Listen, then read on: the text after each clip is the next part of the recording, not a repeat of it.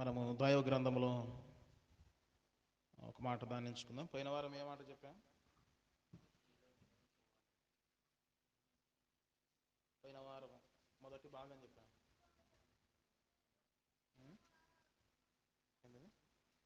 గట్టిగా చెప్పండి, విన్నారు కదా. ప్రాబ్లం ఏం చేయాలి? భయం పోవాలంటే ఏ భయం ఉంది మానవునికి? మరణ భయం ఉంది, పాప భయం ఉంది, చాలా భయాలు ఉన్నాయి మానవునికి. భక్తి లేని భయం ఉంది కదా. సరే, దైవ గ్రంథంలో కొన్ని మాటలు మనం మరలా ధ్యానం చేద్దాం. 2వ దినవృత్తాంతముల గ్రంథము 20వ అధ్యాయము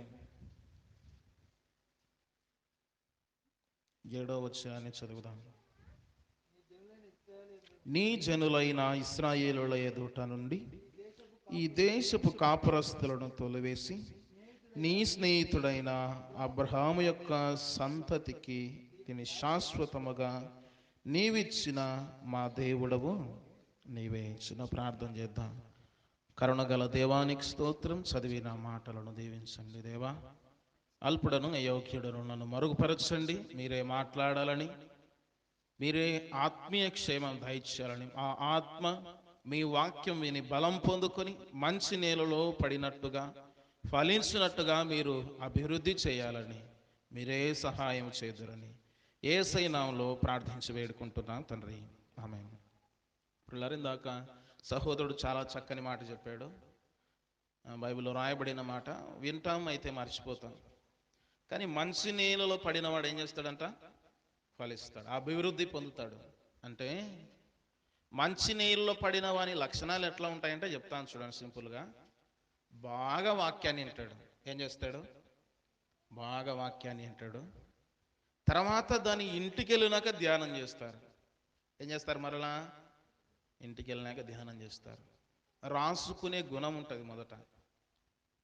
అంత మాత్రమే కాదు, అవి మన ఇతరులకు చెప్పడానికి వాళ్ళు మనసులో ఉంచుకోరు. ఏం చేస్తారంటే ఆచరించి పాటించడానికి మాత్రమే మనస్సులో ఉంచుకుంటారు. చెప్పవలసిన సమయం వచ్చినప్పుడు ప్రభువే మాట్లాడతాడు. చాలా మటుకు మనం ఏం చేస్తామంటే, ఎందుకు మనం ఫలించలేము, అభివృద్ధి పొందలేము అంటే కారణం ఒకటే, మనము ఆచరించని కారణమే. ఫలించాలంటే బాగా వాక్యాన్ని వినాలి, హృదయంలో ఉంచుకోవాలి, పాటిస్తూ ఉండాలి. అప్పుడేమవుతాం? ఆటోమేటిక్గా ఫలిస్తూ ఉంటాం, అభివృద్ధి పొందుతాం. ఇది దేవుడు కార్యం చేస్తాడు. సరే ప్రియులారా, నిజంగా పోయిన వారము మొదటి భాగములో మనము కొన్ని ధ్యానం చేశాం. ఏంటయ్యా అంటే, మోయాబీయులు, అమ్మోనీయులు ఇశ్రాయేలుల మీదకి, యెహోషాపాతు మీదకి దండెత్తి వచ్చారు. దండెత్తి వచ్చినప్పుడు యెహోషాపాతు భయపడినాడు, జడినాడు. ప్రాణ భయం ఉంది, శత్రు భయం ఉంది. ఇలాగూ అతడు నెమ్మది లేని స్థితిలో ఉన్నాడు. అయితే యెహోషాపాతు, ఇశ్రాయేలీయులు ధైర్యాన్ని తెచ్చుకోవడానికి ఏం చేశారు, శత్రువును ఓడించడానికి ఏం చేశారు అనేది మనము ధ్యానం చేస్తూ వస్తున్నాం. మొదటి భాగంలో చూసినప్పుడు దేవుని యొద్ద విచారణ చేశారు, ఉపవాస ప్రార్థన చేశారు, దేవుని యొద్ద తమ మనసు నిలుపుకున్నారు. అంత మాత్రమే కాదు, తన తోటి వారందరికీ ప్రార్థన చేయమని చెప్పారు.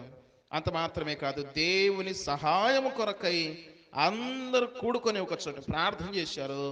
అంత మాత్రమే కాదు, దేవుని యొక్క బలాన్ని, గొప్పతనాన్ని వారు గుర్తు చేసుకున్నారు. దేవుని యొక్క శక్తిని వారు గ్రహించారు. ఇది మొదటి భాగము. అయితే రెండవ భాగంలో మనం ధ్యానం చేస్తున్నాం. మనకు ఏ భయం ఉంది? రాబోయే దినాల్లో అపవాది మనల్ని ఏ విధంగా భయపెడతాడు అని ఆలోచన చేస్తే, ఒకటి, కుటుంబము ద్వారా నుండే భయము. ఏమవుతుందండి? కుటుంబంలో నుండే. అరే ప్రార్థనకు వద్దు అని ఎంతమందికి రావడం లేదు? శత్రువు ఈ విధంగా దాడి చేస్తాడు, అపవాది. ఇంటిలో నుండే. లేకపోతే ఒక వ్యక్తి ప్రార్థనకు వస్తున్నాడు అనుకోండి, భార్యనే ప్రార్థనకు వస్తుంది అనుకోండి, భర్త అంటాడు, ఏం పోతావులే ఈ వారం అంటాడు కదా. లేకపోతే భార్యనే అంటుంది, ప్రార్థనకు వద్దులే, కొంత పని ఉంది అంటారు. లేకపోతే పొలం పని ఉంది, ప్రార్థనకు వద్దులే. రాబోయే దినాల్లో క్రైస్తవులందరూ కూడా రకరకాల వాటికి బానిసలైపోయి ప్రభుని మరచిపోయి శత్రువు చేత ఓడించబడతారు. తర్వాత రాబోయే దినాలలో ప్రపంచమంతటా ఎన్నో రోగాలు, విపత్తులు ఎన్నో దాపరిస్తాయి. భయం, ఇదొక భయం. రాబోయే దినాలలో నువ్వు క్రైస్తవునిగా జీవిస్తే, యేసు ప్రభువును నమ్ముకుంటే, నీకు ప్రభుత్వం నుండి వచ్చే ఆదాయాలన్నీ కూడా నిలిపివేయబడతాయి అని ఇలాంటి ఒక భయం. ఇంకా అంత మాత్రమే కాదు, స్కూళ్ళకు వెళ్ళినా, కాలేజీలకు వెళ్ళినా తోటి స్నేహితులు కూడా నువ్వు క్రైస్తవునివా అని దూరం చేస్తారు. రీసెంట్గా చూసాం, కర్ణాటక రాష్ట్రంలో కొందరు సహోదరులు హిజాబ్ అనగా ముస్లిం యువతులు బుర్కా వేసుకున్నారు. వేసుకుంటే కాలేజీకి రావద్దని చెప్పారు. ఎన్నో రకరకాలైనటువంటి విపత్తులు ఇలాంటివి సంభవిస్తాయి. దేశం మీదకి దేశం, రాజ్యం మీదకి రాజ్యము. ప్రభు ఏ క్షణాన వస్తాడో తెలియదు. దిగులు చెందుతూ బాధపడుచు రకరకాల వాటికి భయపడుతూ మానవులు ప్రాణభయం. ఎక్కడికి వెళ్ళినా ప్రాణభయం. తిరిగి వస్తామో లేదనే ధైర్యం లేదు. యాక్సిడెంట్లు, రోగాలు, మరణాలు ఎన్నెన్నో సంభవిస్తాయి. అయితే క్రైస్తవునికి ధైర్యాన్ని చేకూర్చేదేమిటి? క్రైస్తవులముగా ఉండిన మనము యేసు ప్రభుని సొంత రక్షకునిగా అంగీకరించి ఆయన బిడ్డగా పరిశుద్ధముగా కొనసాగడానికి సిద్ధపడిన మనము ఇలాంటివన్నీ రాబోయే దినాల్లో సంభవిస్తున్నప్పుడు భయపడకుండా ఉండాలంటే ఏం చేయాలి? యెహోషాపాతు జీవితాధారంగా మనం చూస్తూ ఉన్నాం. అవును ప్రియులారా, ఎంత భయాందోళనలో మానవులు ఉన్నారు కదా. రాబోయే దినాలు అతి భయంకరములండి. దినాలు గడిచే కొద్దీ ఎన్నెన్నో సంభవిస్తాయి. ప్రమాదవశాత్తులు జరిగిపోతాయి. అయితే మరి మనకు ధైర్యాన్ని ఏమిస్తుంది? ప్రార్థన కొద్దనేవారు, దేవుని దూషించేవారు, విభేదాలు పెట్టుకునేవారు, అసూయలు పెట్టుకునేవారు, ఇరుగు పొరుగు వారితో సమస్యలు, గొడవలు, కొట్లాటలు, భార్య భర్తల మధ్యన నెమ్మది లేని స్థితి, ఇలాంటివి ఎన్నెన్నో క్రైస్తవుల మీదికి వస్తుండగా ఎలాగ ఎదుర్కోవాలి, ఎలాగో ధైర్యంగా పోరాడాలి, ఎలాగో ధైర్యాన్ని చేకూర్చుకోవాలి అనేది మనము ధ్యానం చేస్తూ ఉన్నాం. ఇక్కడ ఈ వచనాన్ని చదివినప్పుడు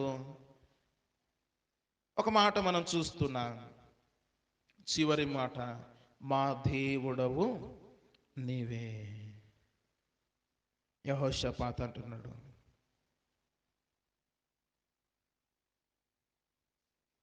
నీ స్నేహితుడైన అబ్రహాము యొక్క సంతతికి దీనిని శాశ్వతముగా నిచ్చిన మా దేవుడవు నీవే. ప్రిల్లరా, మా దేవుడవు నీవే అని వీళ్ళు అంటున్నారంటే దీని ఉద్దేశం ఏంటయ్యా అంటే ప్రభువుని మాత్రమే సేవించారు. ఏమి సేవించారండి? దేవునిని మాత్రమే సేవించారు. మా దేవుడవు నీవే అని మనం అనాలి. ఎలీషా కూడా ఆయన పేరుకు తగ్గట్టు, ఆయన పేరుకు అర్థమైంది యెహోవాయే నా దేవుడు అని అర్థం. ఇప్పుడు మనం కూడా ఈ మాట చెప్పాలి. ధైర్యం రావాలంటే, మనకు దేన్నైనా ఎదురించాలంటే, పాపాన్ని ఓడించాలంటే, శత్రువును ఓడించాలంటే, అపవాది మన మీద దాడి చేయకూడదంటే మనం కూడా ఈ మాట చెప్పాలి, మా దేవుడవు నీవే అనగా ఆయనను మాత్రమే సేవించాలి. ఏం చేయాలండి? ఆయనను మాత్రమే సేవించాలి. ఇక దేనిని సేవించకూడదు, దేనిని వెంబడించకూడదు. యవనస్తులైతే సినిమా హీరోలను వెంబడిస్తారు, క్రికెటర్లను వెంబడిస్తాడు. ఒక సహోదరుడు అంటున్నాడు, నాకు ఇష్టమైన అభిమాని ఆడడం లేదు గనక ఈ మ్యాచ్ చూడడం లేదంట. ఏంటి ప్రియులారా, ఎవరిని సేవిస్తున్నట్టు? కొందరు ఏదైనా మంచి సినిమానో సీరియల్ పడితే ఏం చేస్తారు? ఫుల్ స్టాప్ పెట్టేస్తారు, ప్రార్థనకి ఎగరగొడతారు. మరి ఇలాగూ చేస్తే మా దేవుడు నీవే అన్నట్ట. ప్రియులారా, ఎంత ఖచ్చితంగా ఉండాలి చూడండి భక్తి జీవితంలో.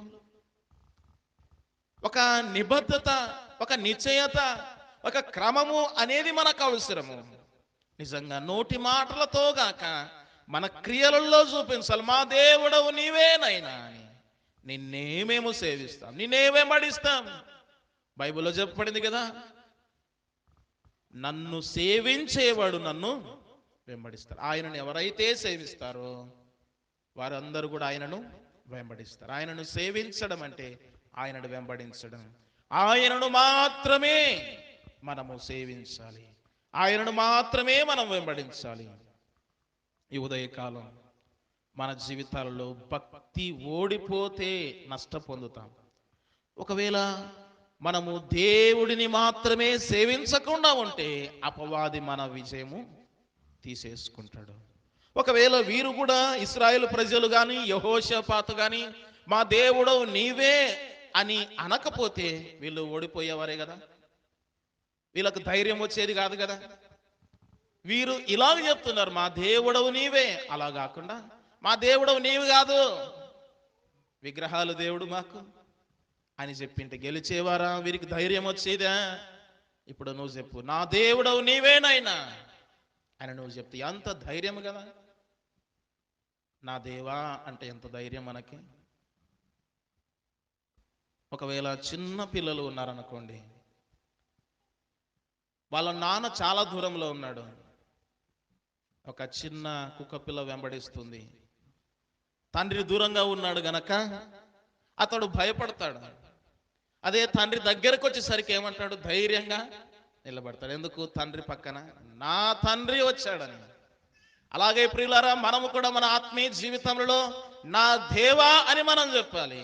అంటే ప్రభువుని మాత్రమే మనము సేవించాలి. అప్పుడు ధైర్యం వస్తుంది మనకి. మన జీవితంలో శత్రువుడు ఓడిస్తాం.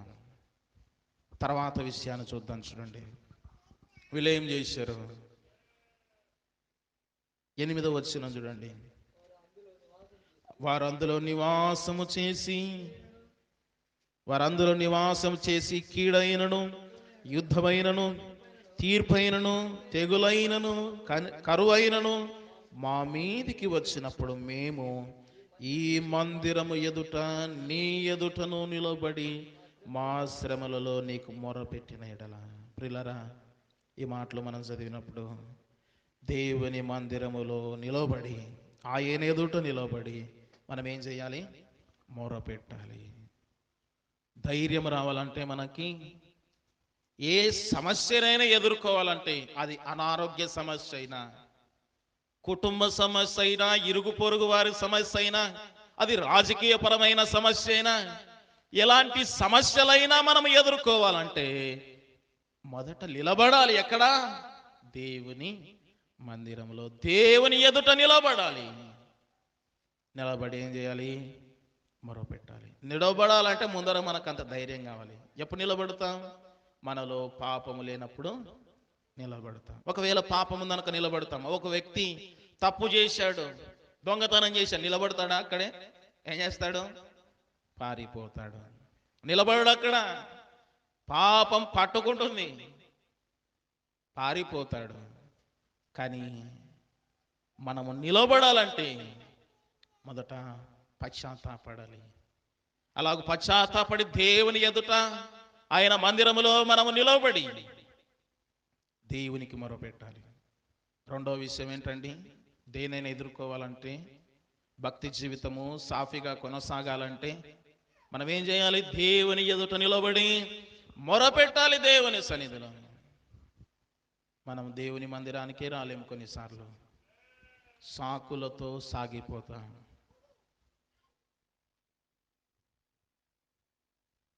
ప్రభు మందిరాన్ని దూరం చేసుకుంటాం.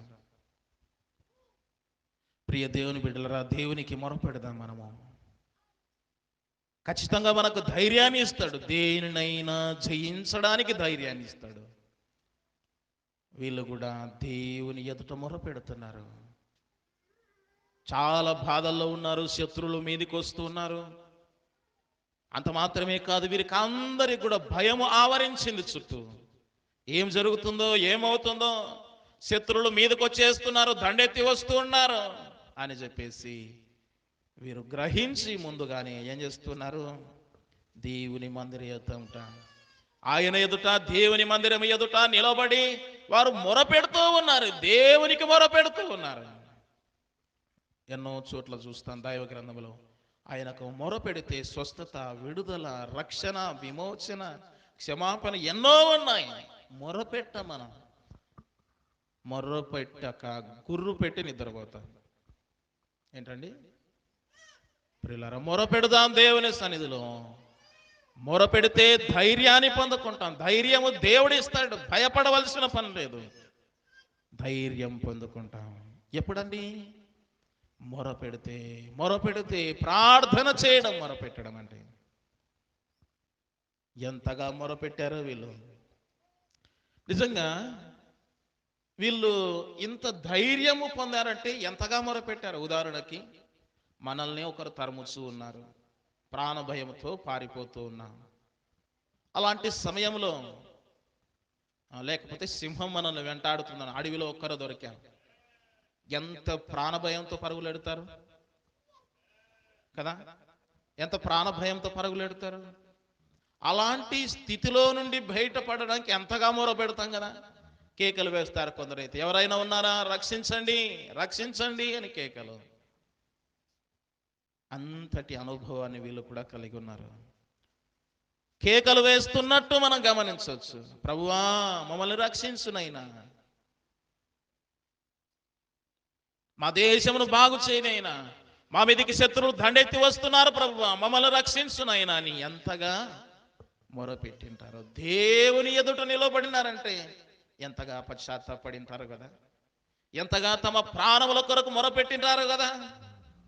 ప్రియులారా, మొరపెట్టాలి. రెండవది, మన భక్తి జీవితంలో ఎదురయ్యే సమస్యలు, శోధనలు, శ్రమలు, కోరికలు ఇవన్నీ మనము జయించాలంటే రెండవది ఏం చేయాలి? మొరపెట్టాలి, ప్రార్థన చేయాలి. ప్రార్థనే చేయని నీవు పరిశుద్ధంగా ఎలాగో జీవిస్తావు? ఒక సహోదరుడు ఇలాగంటున్నాడు,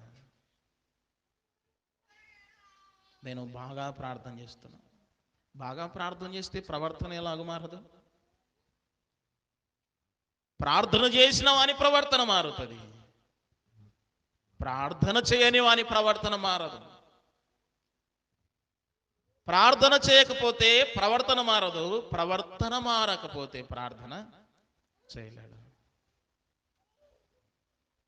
దీన్ని బట్టి అర్థం చేసుకోవాల్సింది ఏంటంటే, ప్రార్థిస్తున్నా కానీ ప్రవర్తన మారడం లేదే, వేషధారణ అంటారు. దాన్ని ఏమంటారు? వేషధారణ. నోటి మాటలే, ప్రార్థన కూడా నోటి మాటలే. ఎవరికి ప్రార్థన చేస్తున్నామో తెలియదు, ఎవరికి మొరపెడుతున్నామో తెలియదు. ఒక నోటి మాటలు వచ్చేస్తాయి, మాటలు ఆటోమేటిక్గా బాగా గంభీరమైన మాటలు కూడా వచ్చేస్తాయి. కానీ హృదయముతో కనెక్ట్ అయి ఉండాలి ప్రభువుకి. వీళ్ళు కూడా అలాంటి అనుభవం కలిగిన వారు. వీళ్ళు ఏం చేశారు? ప్రభువుకి మొరపెడుతున్నారు. ఏమొచ్చినప్పుడంట, కీడైనను, యుద్ధమైనను, తీర్పైనను, తెగులైనను, కరువైనను మా మీదికి వచ్చినప్పుడు మేము ఈ మందిరము ఎదుట నీ ఎదుటను నిలబడి మా శ్రమలలో నీకు మొరపెట్టిన ఎడల. ప్రియులారా, మొరపెడితే శ్రమలలో కానీ, కరువులో కానీ, ఇబ్బందుల్లో కానీ, యుద్ధములో కానీ, వచ్చిన సమస్యలు ఏదైనా కానీ మనం ప్రభుకు మొరపెడితే దేవుడు ఏం చేస్తాడు? ధైర్యాన్ని ఇస్తాడు, బలాన్ని ఇస్తాడు. రెండు విషయాలు ధ్యానం చేశాం. మొదటి విషయం ఏంటండి? ధైర్యాన్ని చేకూర్చుకోవాలంటే ఏం చేయాలి? మొట్టమొదటగా నీవే మా దేవుడు అని దేవుడిని మాత్రమే సేవించాలి. ఒకటోది, ఆయనను మాత్రమే వెంబడించాలి. మన ఆలోచనలు వెంబడించకూడదు, అధికారులను వెంబడించకూడదు, నాయకులను వెంబడించకూడదు, ప్రభుని మాత్రమే సేవించాలి. కొందరు చూస్తాం, ప్రభు నమ్మకం ఏంటారు, ఏ వ్యక్తి అయినా రమ్మంటే ప్రార్థన విడిచిపెట్టి కూడా పోతారు. ప్రార్థనను ప్రభుని సేవించినట్ట. ఇప్పుడు ప్రార్థన ఉంటుంది, ప్రార్థనకు రాకుండా స్నేహితుడు లేకపోతే తల్లిదండ్రులు ఎవరైనా పిలిచారనుకోండి, ఏం చేస్తాం? అన్నీ విడిచిపెట్టి వెంటనే వెళ్ళిపోతాం. ఎంత మోసం! దేవుణ్ణి మాత్రమే సేవించినట్ట కాదు. ప్రభుకి మొదటి స్థానం ఇవ్వడం అంటే ఇదే. ప్రభుని మాత్రమే సేవించడం. రెండవది ఏం చేశారు వీళ్ళు? ఆయన ఎదుట నిలబడి ప్రార్థన చేశారు, మొరపెట్టారు. మనం కూడా మొరపెట్టాలి.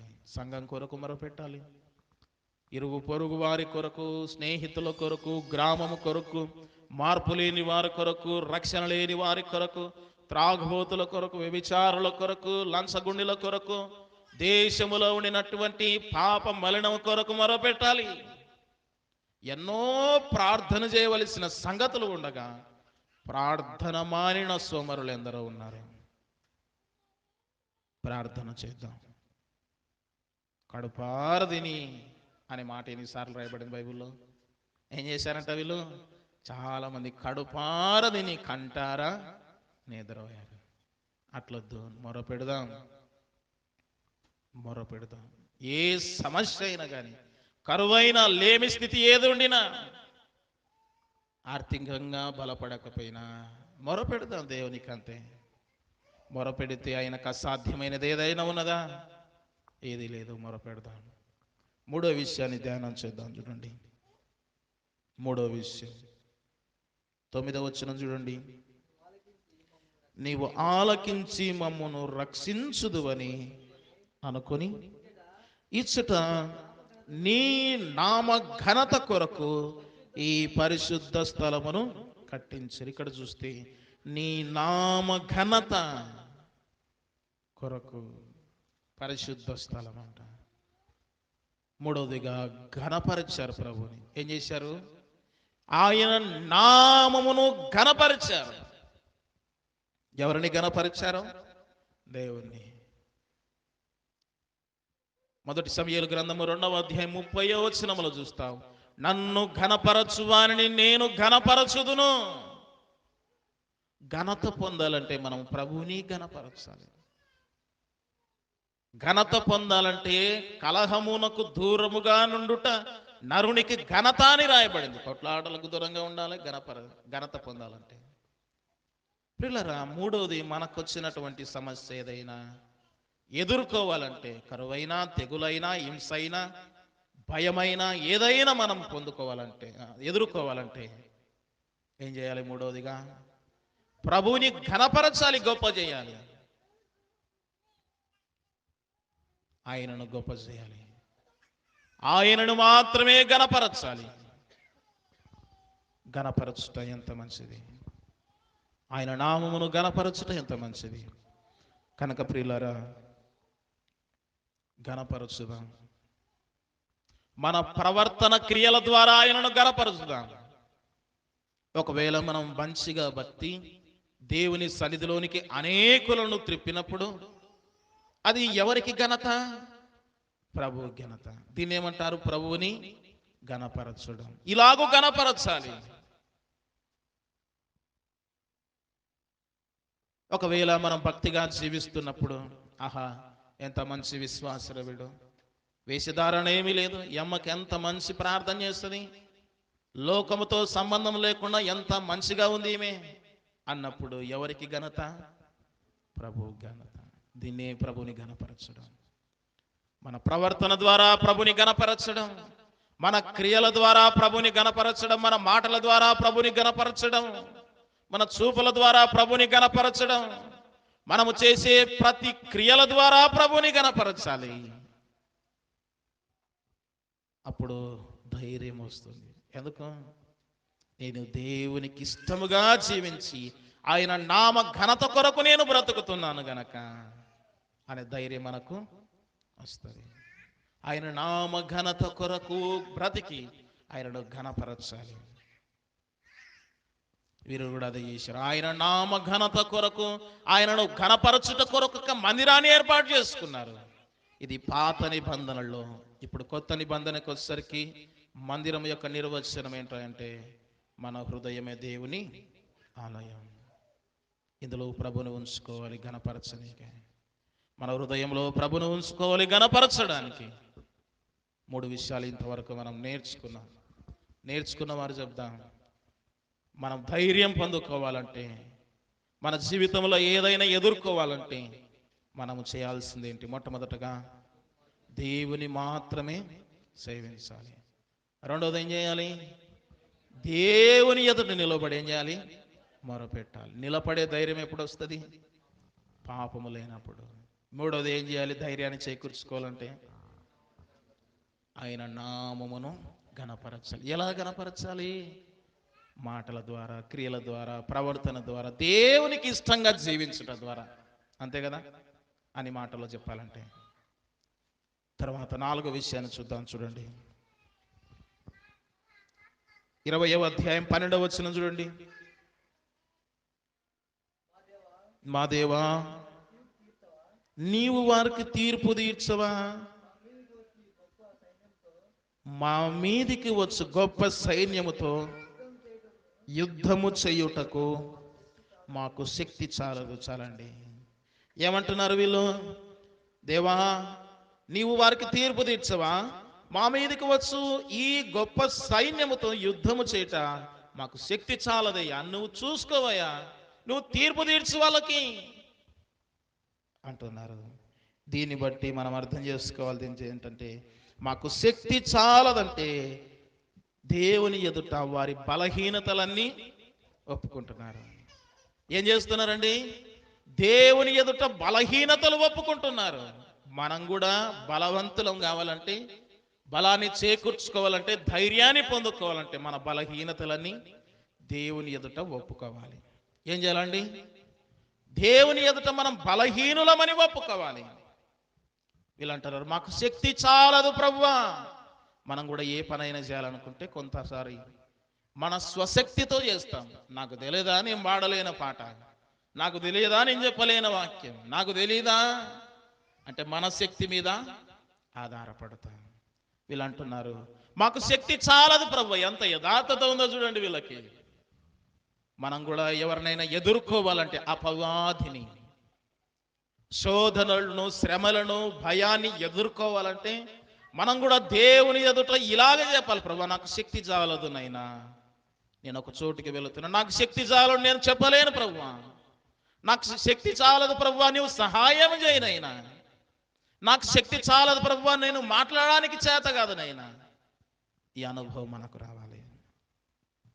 అంటే దేవుని ఎదుట మన బలహీనతలన్నీ ఒప్పుకోవాలి. ఏదైనా బలహీనత ఉందనుకో, ఏం చేయాలి? మనము ఒప్పుకోవాలి. దేవా, నాకు ఈ బలహీనత ఉంది నైనా, ఇది నీకు మాత్రమే తెలుసు ప్రభు అని మనం ఏం చేయాలి?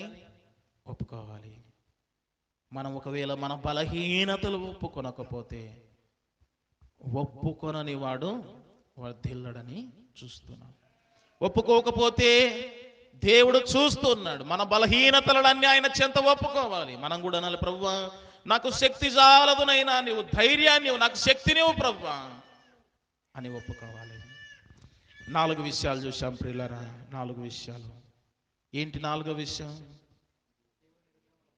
దేవుని ఎదుట మన బలహీనతలన్నీ ఒప్పుకోవాలి. మాకు శక్తి చాలదు ప్రభువా, మేము బలహీనులమనైనా మమ్మల్ని బలపరచు ప్రభువా, మేము ధైర్యం లేని వారం ప్రభువా, మాకు భయం ఉంది నాయనా అని వీరు కూడా ఏం చేశారు? ఒప్పుకున్నారు. నువ్వు తీర్పు తీర్చు ప్రభువా, మేము చేతగాని వాళ్ళం. మనం కూడా కొన్నిసార్లు అతిశయింపబడతాం. అతిశయం ఎక్కువైపోతుంది మనకు. ఏదైనా ఒక పాట పాడినప్పుడు, ఆహా, ఇంతమంది ఎదుట నేను వాడాను పాట అని ఎంత అతిశయపడతాం మనం. ప్రిల్లరా, వీళ్ళైతే అతిశయం మొత్తం అయింది. ప్రభువా, మాకు సహాయం చేయనైనా, మేము చేతగానోళ్ళం, మాకు శక్తి లేదు ప్రభువా అంటున్నారు. నీవు చూసుకొనైనా నీవు తీర్పు తీర్చవా అంటున్నారు. ఎంత గొప్ప అనుభవం. మనం కూడా ఎలాంటి అనుభవంలోనికి రావాలి? మనలో ఏవైనా బలహీనతలు ఉంటే ఒప్పుకోవాలి. మనం కొన్నిసార్లు ఇలాగ ప్రార్థన చేస్తాం. ఏమనంటే, దేవా, ఒకవేళ నేను తప్పు చేసింటే నన్ను క్షమించు ప్రభు అంటాం. ఏం తప్పు చేసినది మనకు తెలియదా? ఏం చేసినది మనకు తెలుసు. అయితే కీర్తనకారుడు 51వ కీర్తనలో ఆయన అన్ని ఎన్నోసార్లు అక్కడ చూసినప్పుడు ఏమనుంటాయంటే, నన్ను గడుగు, నన్ను బాగు చేయి, నన్ను పవిత్రపరచు, నన్ను శుద్ధీకరించు అంటే నన్ను నన్ను నా అనే మాట. ఆయన ఈ మాట అనలేదు, ఒకవేళ ప్రభువా అనలేదు. ప్రియులారా, మనం దీన్ని బట్టి అర్థం చేసుకోవాల్సింది ఏంటంటే, మనం కూడా మన బలహీనతలన్నీ ప్రభు చెంత ఒప్పుకోవాలి. అప్పుడే మనము ధైర్యాన్ని పొందుకుంటాం, శక్తి వస్తుంది. ఆయన శక్తినిస్తాడు. మనం కూడా శక్తిహీనులముగా ఉండాలి. అప్పుడు దేవుడు శక్తి పొందుకుంటాం. అంటే దేవుని ఎదుట ఇది ఏంటండి, దేవుని ఎదుట మాకు శక్తి లేదు ప్రభు, మేము బలహీనులం ప్రభు అని ఒప్పుకుంటే ఏం చేస్తాడు? ప్రభు బలపరుస్తాడు, శక్తినిస్తాడు.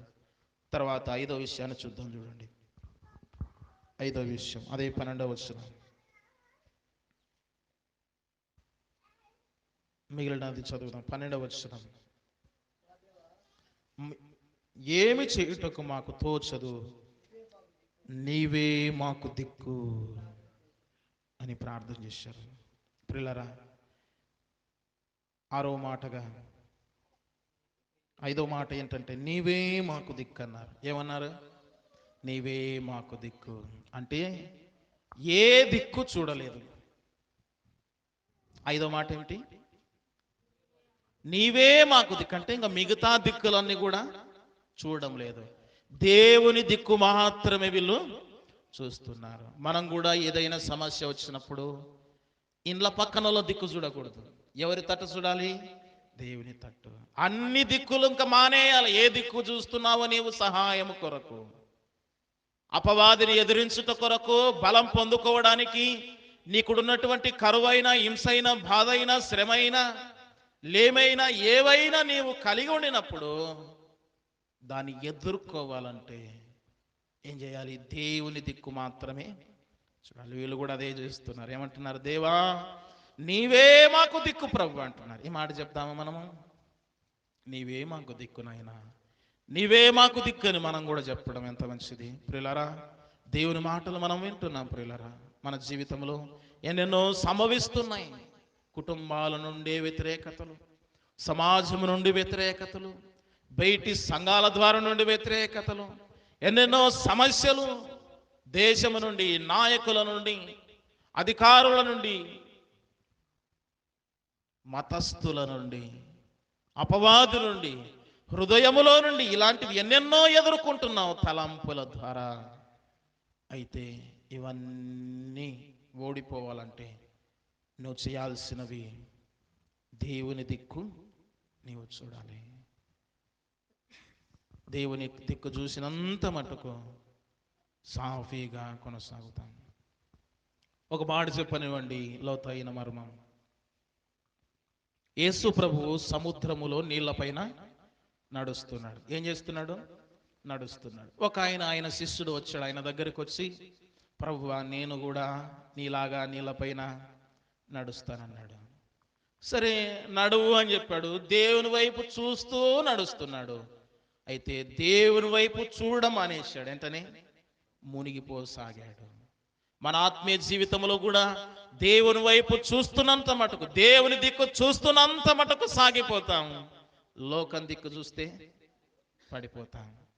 ఒకటి చిన్నప్పటి పుస్తకంలో కథ వచ్చేది. రెక్కలేను గని.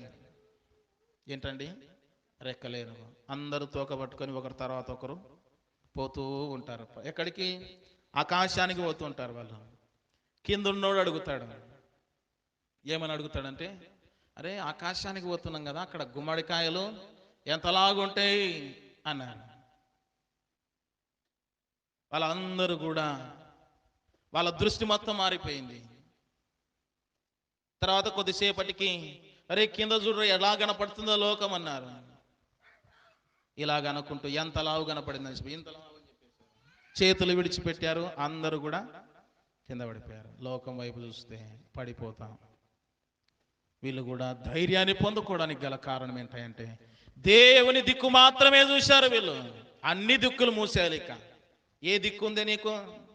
ఒకవేళ దేవుని దిక్కు కాకుండా మిగతా దిక్కులను చూస్తే దిక్కులేని సావాల్సి వస్తుంది. అంతే కదా? ప్రభుని నమ్ముకుని మనం దేవుడిని వెంబడిస్తున్న మనము కూడా ఇరుగు పొరుగు వారి వైపు చూడొద్దు. దేవుని దిక్కు మాత్రమే.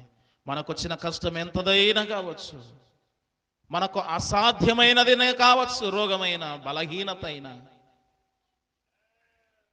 ఆధ్యాత్మికంగా ఓడిపోకూడదంటే దేవుని దిక్కు మాత్రమే మనము చూడాలి. పేతురు కూడా దేవుని వైపు, దేవుని దిక్కు చూసినంత మటుకు అతడు నీళ్ళ మీద నడిచాడు. కానీ నేను మునిగిపోతానేమని లోకం వైపు చూశాడు. పక్కకు చూస్తే అంటనే మునిగిపోసాగాడు. అప్పుడు ప్రభు అన్నాడు, అల్ప విశ్వాసిగా మనము ఉండొద్దు. వీళ్ళు అనుభవం చూడండి ఎంత గొప్పగా ఉందో. శత్రువును ఓడించడానికి, కరువైనా హింస అయినా దీనిని జయించడానికి ఏం చేస్తున్నారు వీళ్ళు? నీవే మాకు దిక్కు అన్నారు. 5వ మాట, దేవుని దిక్కు మాత్రమే చూడాలి. ఏంటండి? దేవుని దిక్కు మాత్రమే చూడాలి మనం భక్తి జీవితాన్ని కొనసాగించాలంటే. చివరిగా ఒక మాట చెప్పి నేను ముగిస్తాను చూడండి. ఇదే మాట, నీవే మాకు దిక్కు అని వారు ప్రార్థన చేశారు. ప్రియులారా, దీన్ని బట్టి అర్థం చేసుకుంటే వీరు పూర్తిగా ప్రభువు మీద ఆధారపడినారు. 6వ మాట ఏంటండి? పూర్తిగా ప్రభు మీద ఆధారపడినారు. మనుషుల మీద ఆధారపడలేదు, నాయకుల మీద ఆధారపడలేదు, పొరుగు రాజ్యాలు మాకొచ్చి సహాయం చేస్తాయేమని ఆధారపడలేదు. దేవుని మీద పూర్తిగా ఆనుకున్నారు. అన్ని చేతులెచ్చేసి ప్రభువా నీవే మాకు దిక్కు అన్నారు. ఎంతగా ప్రభుని ఆనుకున్నారో చూడండి. మనకు కూడా మన కష్టం వచ్చినప్పుడు తల్లిదండ్రుల వైపు చూస్తావేమో, తల్లిదండ్రుల మీద ఆధారపడతాం. కొన్నిసార్లు మనం చూస్తాం సంసారాలు చక్కగా లేకపోతే పెద్ద మనుషుల మీద ఆధారపడతారు, సరి చేస్తారేమో, వచ్చి మాట్లాడతారేమో అని. అయితే మనము పూర్తిగా దేవుని మీద ఆధారపడాలి.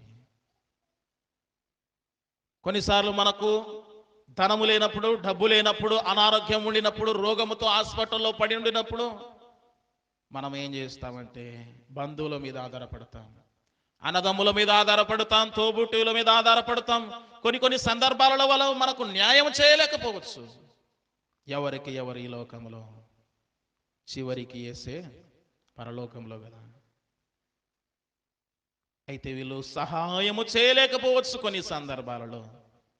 అయితే దేవుని మీద ఆధారపడితే ఆయన సహాయము చేయలేడా? ఈ మాట ఒకసారి నువ్వు ఆలోచించి. నీకు సమస్య ఏదైనా ఉండొచ్చు, ఇబ్బంది ఏదైనా ఉండొచ్చు, ధైర్యము లేకపోయి ఉండొచ్చు, భయముతో ఉండి ఉండవచ్చు, బలహీనత కలిగి ఉండవచ్చు. అయితే ఒకసారి పూర్తిగా ప్రభు మీద ఆధారపడే ప్రయత్నం చేయి. అవును ప్రభువా, నీవే నాకు దిక్కు, నీవు తప్ప ఎవరు నాకు సహాయము చేయలేరు, నీవు తప్ప వేరొకరు నాకు మేలు చేయలేరని పూర్తిగా ప్రభు మీద ఆధారపడితే ఆయన ఎంత మేలు చేస్తాడు? ఈ విషయాన్ని నీకు తెలుసు కదా, మరి ఎందుకు నిర్లక్ష్యం చేస్తాం? 6 విషయాలు ఇంతవరకు చెప్పాను. శత్రువును ఓడించాలంటే, హింసలను, శ్రమలను జయించాలంటే, ధైర్యం పొందుకోవాలంటే, బలాన్ని పొందుకోవాలంటే, అపవాదిని, శత్రువులను ఓడించాలంటే, శక్తి పొందుకోవాలంటే మొట్టమొదటిగా ఏం చేయాలండి? ఆయన్ను మాత్రమే సేవించాలి, ఆయనను మాత్రమే వెంబడించాలి. నీవే మా దేవుడవు అని మనము చెప్పాలి.